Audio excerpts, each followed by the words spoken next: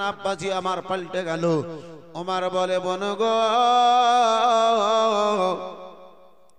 যেই মোহাম্মদ ইবনে আব্দুল্লাহর কলমা পড়েছো, ও বোন ফাতেমা চলো চলো বোন, সেই মোহাম্মদের নিকটে আমারে নিয়ে চলো বোন, আমারে সেই মোহাম্মদের কলমা খানা পড়ায়া আমাকেও যেন মুসলমান করে নাও, তোমাদের দলের মধ্যে দাখিল করে নাও, রাসূলুল্লাহ সাহাবীদের মধ্যে আমাকে শামিল করে নাও।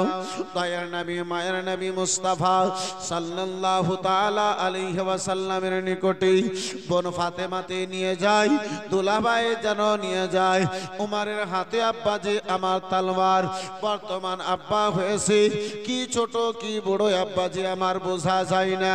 সকলের নিকটে আজকে মোবাইল, বর্তমান এমনটা হয়ে গেছে আব্বাজি মোবাইল ছাড়া যেমন চলা যায় না। একজন বয়স্ক লোককে যদি জিজ্ঞাসা করেন, ও বাপজি এত বয়স হয়েছে মোবাইলটা কেন আপনার নিকটে? চায়ের দোকান যান মোবাইল নিয়ে যান, বাজারে যান মোবাইল নিয়ে যান, আপনার আঞ্চিনের হাটে যান মোবাইল নিয়ে যান, অচিন্তলা হাটে যান মোবাইল নিয়ে যান, মালদা টাউনে যান মোবাইল নিয়ে যান, মানুষের নিকটে থাকেন মোবাইল নিয়ে থাকেন, একা নিরালাতে থাকেন মোবাইল নিয়ে থাকেন। ও বাপজি আমার কেন মোবাইলটা ছেড়ে দিন না? বলে আমি কোথায় থাকবো, আমাকে খুঁজে পাবে পাবে না, মোবাইলটা নিকটে যদি থাকে আমার খবরটা বাড়ির লোকে পেয়ে যাবে, আমি বাড়ির লোকের যেন খবরটা পেয়ে যাব। বন্ধু আমার, বিরাদার মুসলমান, এক কথায় আব্বাজি আমার ওই বাপজির উত্তরখানা হবে নিজের সেফটির জন্য, নিজের সুবিধার জন্য এই মোবাইল খানা আমি নিকটে নিয়ে থাকি, ঘুমাই নিয়ে ঘুমাই চলি, ঘুমাই নিয়ে চলি।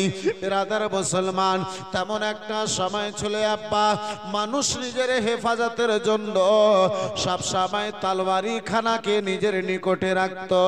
সুবহানাল্লাহ সুবহানাল্লাহ। তাদের সাহারা তলোয়ার খানা ছিল, তারা যেদিকে যেতেন তলোয়ারি নিয়ে যেতেন। বন্ধু আমার, বিরাদার মুসলমান, বাবা জীবন ভাইরা আমার, উমারের হাতে তলোয়ার,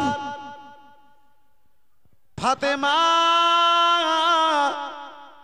বোন সঙ্গে, ফাতেমার স্বামী সঙ্গে, সাহাবী রাসূলের বাড়িতে হযরতে নবী দুজাহান সাল্লাল্লাহু তাআলা আলাইহি ওয়াসাল্লাম রয়েছেন। আমার দয়ার নবী মায়ের নবী কামলিওয়ালা রাসূলুল্লাহ সাহাবায়ে কেরাম সাহাবীর বাড়িতে রয়েছেন। বন্ধু আমার, বিরাদার মুসলমান, আমার রাসূলুল্লাহর সঙ্গে 11 জন সাহাবী সেই ঘরের মধ্যে। আমার রাসূলুল্লাহ সাল্লাল্লাহু তাআলা আলাইহি ওয়াসাল্লামের সাহাবী, আপনার বাবা বর্তমানের মতো পাকা পাকা বাড়ি ছিল না, বাড়ির ছিদ্র দিয়ে যেন দেখেন বাড়ির বাইরে হাতে তলোয়ারি নিয়ে যেন উমর এসেছে। সাহাবী রাসূল বলেন, ইয়া রাসূলুল্লাহ নবী গো, ইয়া হাবিবাল্লাহ নবী গো, উমরের হাতে যেন তলোয়ারি রয়েছে। ইয়া রাসূলুল্লাহ, উমর যেন বাইরে দাঁড়িয়ে রয়েছে। আমার নবী বলেন, ওগো দরওয়াজা যদি খুলতে বলে দরওয়াজা খানা খুলে দাও। উমরের আসার মন্তব্য যদি ভালো হয় তার সম্মান করা হবে, যদি তার আসার মন্তব্য খানা খারাপ হয় তার তলোয়ার দিয়ে তার ইনসাফ খানা করে দেওয়া হবে, তার বিচার খানা যেন করে দেওয়া হবে। বন্ধু আমার, বিরাদার মুসলমান, বাবা জীবন ভাইরা আমার, উমরে ফারুক আযম আপনার গেটে এসে দাঁড়ালো, দরওয়াজা খুলতে বলা হলো। সাহাবী রাসূলুল্লাহর আদেশে দরওয়াজা কানা খুলে দিলেন। এই বিরাদার মুসলমান, বাবা জীবন ভাইরা আমার, দরওয়াজা খানা খুলেছে গো, গেট খানা আব্বাজি আমার খুলেছে। বিরাদার মুআজ্জাজ সামনে কেরাম, বাবা জীবন ভাইরা আমার, আমার রাসূলুল্লাহর কদমে উমরে ফারুক আযম পড়ে বলেন, ইয়া রাসূলুল্লাহ ইয়া হাবিবাল্লাহ নবী গো, এতক্ষণ ধরে আমি আপনারে চিনতে পারি নাই, বুঝতে পারি নাই ইয়া রাসূলুল্লাহ। এবারে বুঝেছি, ভুল করেছি ইয়া রাসূলুল্লাহ, আমারে ক্ষমা করে দিন। নিজের কালমা পড়ায়া আমারে মুসলমান করে নিন। সুবহানাল্লাহ সুবহানাল্লাহ। বেশক যেই উমর চলেছিল নবীকে কাতাল করার জন্য, যেই উমর চলেছিল আমার রাসূলুল্লাহকে কাতাল করার জন্য, বন্ধু আমার, বিরাদার মুসলমান বাবা জীবন ভাইরা আমার, হযরতে উমর ফারুক আযম রাদিয়াল্লাহু তাআলা আনহু, এই বিরাদার ইসলাম মুআজ্জাজ সামনে কেরাম, আমার রাসূলুল্লাহর কলমা পড়ে আব্বা ইসলামের মধ্যে দাখিল হলেন, মুসলমান হলেন, সাহাবায়ে কেরামদের মধ্যে দাখিল হলেন। বন্ধু আমার, বিরাদার মুসলমান, হযরতে উমর ফারুক আযম কলমা পড়ার পরে বলেন, ইয়া রাসূলুল্লাহ নবী গো, ইয়া হাবিবাল্লাহ নবী গো, ইসলাম খানা কি সত্য মাযহাব নয়? আমার নবী বলেন, উমর, অবশ্যই ইসলাম আমার সত্য মাযহাব রয়েছে। উমর, অবশ্যই ইসলাম আমার সত্য মাযহাব রয়েছে। বলে, ইয়া রাসূলুল্লাহ, যখন ইসলাম সত্য, যখন কোরআন সত্য, যেই আল্লাহর সামনে মাথা খানা নত করি, সেই যখন আমার আল্লাহ সত্য, ইয়া রাসূলুল্লাহ, তাহলে এই ঘরের মধ্যে লুকায়া কেন ইসলামের প্রচার হবে? সারা মক্কা নগরে আমি উমর কাবা ঘরের ছাদের উপরে এই ইসলামের প্রচারখানা করতে চাই। আমার রাসূলুল্লাহ সাল্লাল্লাহু তাআলা আলাইহি ওয়াসাল্লামকে নিয়ে হযরতে উমর ফারুক আযম রাদিয়াল্লাহু তাআলা আনহু নারা লাগাতে লাগাতে, নারা দিতে দিতে বিরাদার কাবা ঘরের নিকটে হাজির হলেন।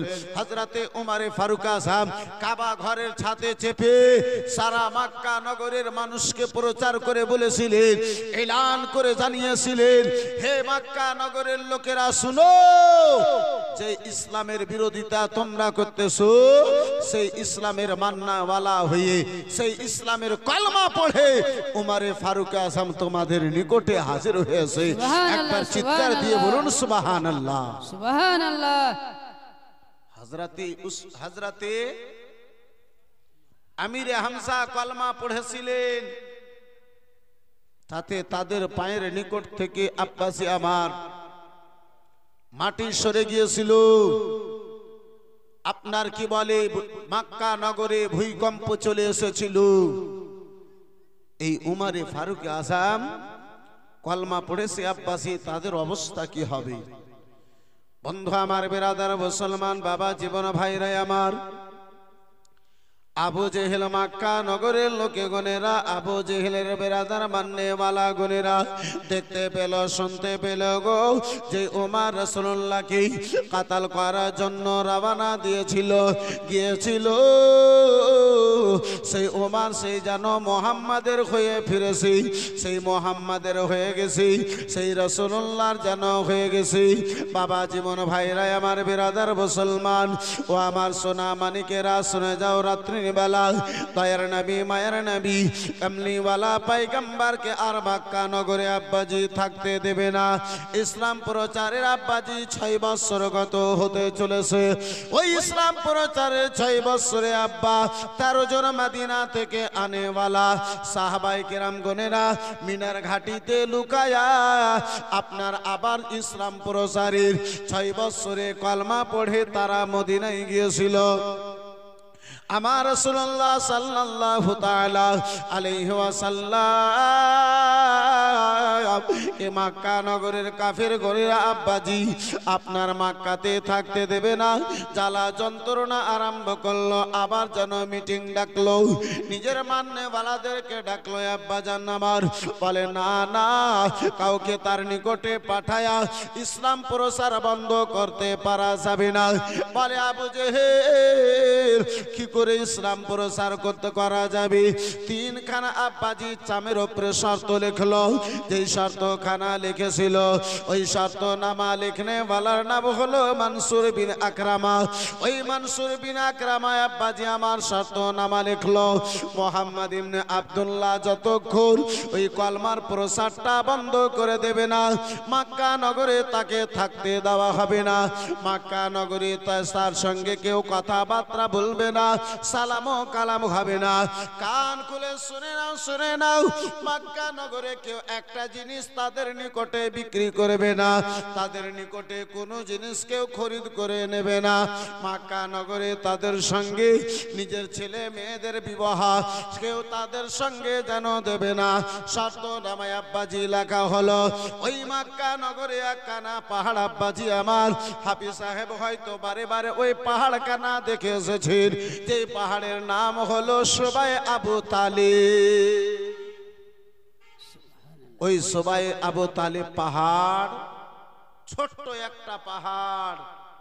তারা ফাইনাল করলো, সিদ্ধান্ত নিল কলমা পড়নেওয়ালাদেরকে মোহাম্মদ ইবনে আব্দুল্লাহকে মক্কা থেকে বের করে ছোট্ট একটা পাহাড়ের মধ্যে বন্দি করে দাও, সেখানে খাবার কোনো জিনিস যেতে দেওয়া হবে না। 2000 লোকের পাহারা ওই পাহাড়ের চতুর্দিকে লাগানো হলো। মক্কা নগর থেকে একটা দানা পর্যন্ত যেন ওই পাহাড়ের ভিতরে না যায়। না খেয়ে কতদিন তারা পাহাড়ের ভিতরে বাঁচবে, কতদিন থাকবে? না খেয়ে হয়তো মারা যাবে, নচেত খিদার জ্বালায় ইসলাম খানা ছেড়ে আমাদের পুরাতন ধর্মে ফিরে আসবে। এই বিরাদার মুসলমান, এই বাবা জীবন ভাইরা আমার, এই ভারতে আজকেও আব্বাজি, এই বিরাদার মুসলমান, ভারত থেকে মুসলমানদেরকে তাড়াবার জন্য নানা রকমের আপনার এই বাবা নানা রকমের কৌশল করা হচ্ছে, নানা রকমের আপনার কি বলে সিদ্ধান্ত নেওয়া হচ্ছে। কিন্তু আমার ঈমান ও আকীদা বলে, এ মুসলমান, ঈমানকে ঠিক রাখুন। রাসূলুল্লাহর মহব্বত যদি অন্তরে হয়, তাহলে আব্বাজি আমার নবীর মহব্বত নিয়ে যে খাজা এই ভারতের মধ্যে ইসলাম প্রচার করেছেন, এই আজমিরের ধরতিতে, রাজস্থানের মাটিতে আমার খাজা উটকে বসিয়ে দিয়েছিলেন পৃথিবীরাজের শক্তি রে।